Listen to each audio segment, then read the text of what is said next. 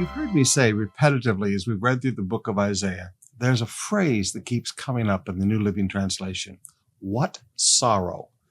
And I keep threatening I'm going to read you the whole list. So I'm going to do it today because in our text in chapter 46 today, we have one of the most beautiful one of those what sorrows.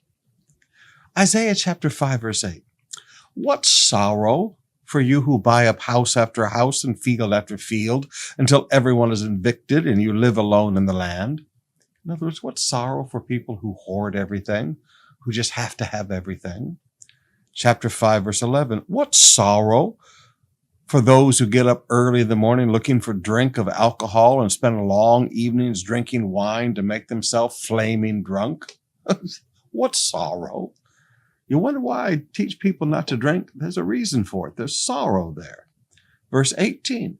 What sorrow for those who drag their sins behind them with ropes made of lies, who drag wickedness behind them like a cart? What sorrow for people who, rather than simply repenting of their sins, drag their sins with them by ropes of lies. Wow, that's an amazing passage.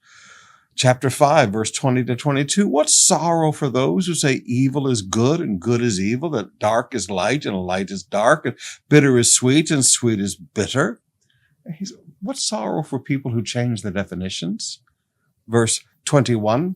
What sorrow for those who are wise in their own eyes and think themselves so clever? Verse 22. What sorrow for those who are heroes at drinking wine and boast about all the alcohol they can hold? Chapter 10, verse 1, what sorrow awaits the unjust judges and those who issue unfair laws? Chapter 10, verse 5, what sorrow awaits Assyria, the rod of my anger? I use that as a club to express my anger. Chapter 28, verse 1, what sorrow awaits the proud city of Samaria, the glorious crown of the drunks of Israel? Chapter 29, verse 1, what sorrow awaits Ariel, the city of David? Year after year, you celebrate your feasts. Chapter 29, 15, what sorrow awaits those who try to hide their plans from the Lord? What do their evil deeds do, who do their evil deeds in the dark and say the Lord can't see us? He doesn't know what's going on. You think God doesn't see what you're doing? I mean, come on. Get real, okay? Chapter 30, verse 1. What sorrow awaits my rebellious children, says the Lord? Chapter 31, verse 1. What sorrow awaits those who look to Egypt for help, trusting their horses and chariots? In other words, you trust in man rather than trusting in the Lord.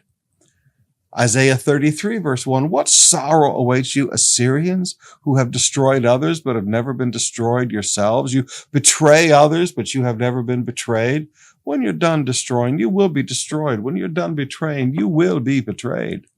And then our text today, Isaiah 45, verse 9.